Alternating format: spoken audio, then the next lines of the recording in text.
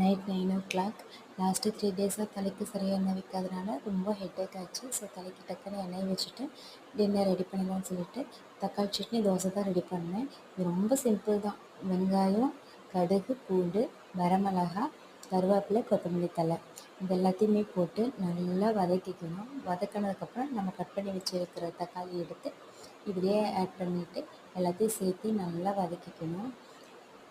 நான் வந்து வரமிளகா போட்டிருக்கனால மிளகாத்தூள் வந்துட்டு நான் லைட்டாக தான் சேர்த்துக்கிறேன். நீங்கள் உங்கள் காரத்துக்கு தகுந்த மாதிரி சேர்த்திக்கோங்க. மஞ்சள்தூள், மிளகாய்த்தூள் இது எல்லாத்தையும் போட்டு நல்லா வதக்கிக்கணும். இது ரொம்ப ரொம்ப சிம்பிளான ஒரு சட்னி தான். அவ்வளோ ஒரு டேஸ்ட்டாக இருக்கும். இட்லி, தோசை எல்லாத்துக்கும் ரொம்ப சூப்பராக இருக்கும்.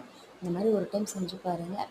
உண்மையே ரொம்ப ரொம்ப சூப்பராக இருக்கும். நீங்களே சொல்லுவீங்க. இது ஒரு மிக்ஸி ஜாருக்கு மாற்றிட்டு சட்னி ரெடி பண்ணி வச்சு இதுக்கு வந்து நல்லா பேஸ்ட் மாதிரி அரைச்சி எடுத்துகிட்டு இதுக்கு ஒரு தாளிப்பு ரெடி பண்ணி சட்னி வந்துட்டு ஓவர்.